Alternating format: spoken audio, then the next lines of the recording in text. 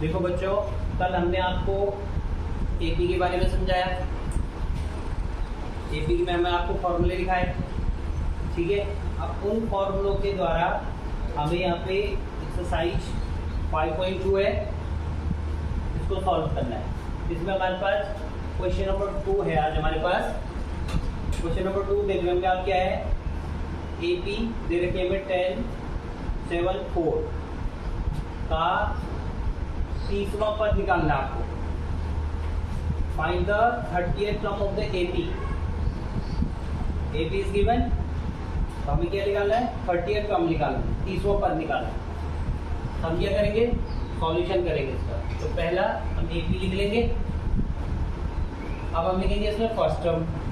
पहला पद क्या है? 10। कॉमन डिफरेंस लिखेंगे। कैसे आता common difference? Second term minus first term. बताया था इससे पहले में 7 माइनस 10। 7 माइनस 10 करेंगे, फिर क्या आएगा? -3। छोटे में से बड़ा माइनस हो रहा है, ध्यान देते रहना कि कैसे हो रहा है। अब हमने बताया था तुम्हें nth term of AP, AP का n पद का फॉर्मूला लिखाया ना कल। क्या लिखाया था? a प्लस n-1 और n टू d। अब a कितना है आपके पास? 10। सम कौन सा निकाल रहे हैं आप? a30 बने 30th टर्म, 30वां पद। a रख दिया हमने 10, n की जगह कितना आ जाएगा? n30 लिखा है, ये हो जाएगा 30 -1 और d कितना है आपके पास? -3। 10 प्लस 30 -1 कितना होता है? 29 मल्टीप्लाई -3। अब 10 ऐसे ही रहेगा, 3 से इसको मल्टीप्लाई कर लेंगे, 3 9 जा 27, 3 2 जा 6 और ये क्या हो जाएगा? 2 8। कितना हो गया हमारे पास?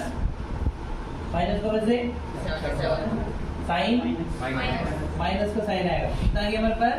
-77। यानी इस एपी का जो 30वां पद है 30 का कितना हो गया? -77। अब हम करेंगे, देखो नेक्स्ट क्वेश्चन इसका सेकंड पार्ट है।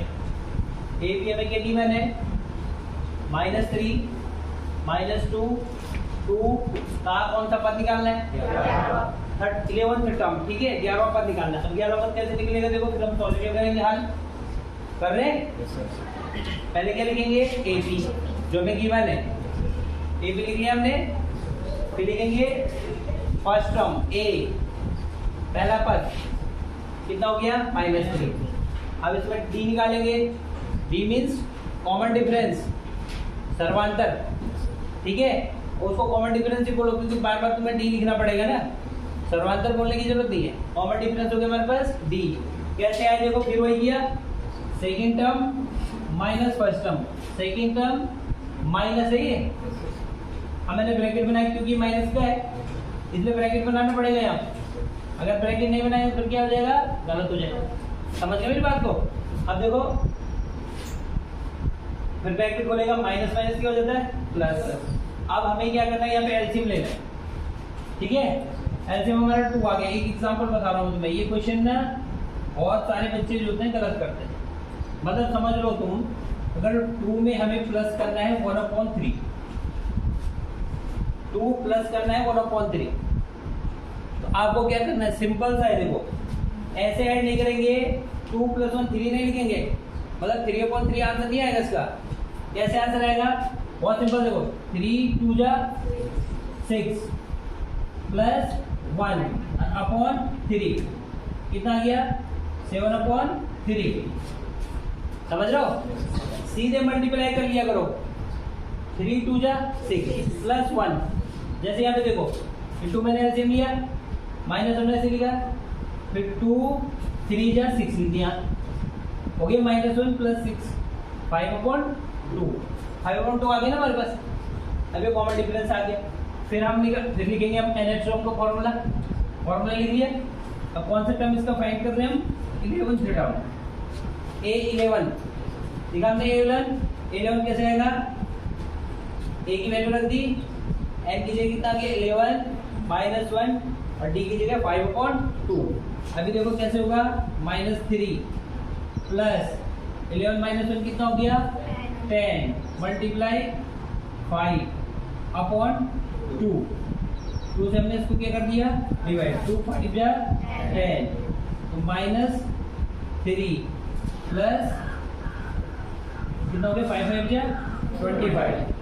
कितना आ गया हमारे पास, ये माइनस करो, गलत आंसर, शेयर कर दिया गलत, 22 आएगा, क्योंकि माइनस चाहे आगे है चाहे पीछे है। समझ रहे हो इस बात को, माइनस आगे हो या पीछे, उसको क्या करना है माइनस करना है। साइन बड़े वाले का लिखना है, ये होगा माइनस, प्लस नहीं होगा, ये इसका आंसर आ जाएगा 22। तो यानी A11 आपके पास कितना आ गया 22 आ गया, ये हमारे पास क्या हो गया आंसर हो गया। आगे समझ में, ठीक है। अब तुम इसको सॉल्व कर सकते हो, जो चीजें बताए उसे ध्यान में रखना। देखो फिर यहाँ गलत कर दी तुमने, समझ गए। एग्जाम्पल और समझ लो, सपोज मैंने एक एग्जाम्पल और ले लेते, इससे गलत बोल रहे हो तुम। हम लिखेंगे -4 और प्लस हमने 8 लिख दिया सपोज, ठीक है। अभी इसको प्लस नहीं करने का, क्या करना है माइनस करना है। माइनस करके क्या आएगा, साइन किसका आया बड़े का साइन, जो बड़ा है। अगर हम यहाँ पे -8 और +4 लिखते हैं सपोज, इसका आंसर भी माइनस करके आएगा 4 और साइन बढ़ेगा -4। आगे समझ में, प्लस फिर भी नहीं हुआ, देख लो, ठीक है। अब ये नोट कर सकते हो आप।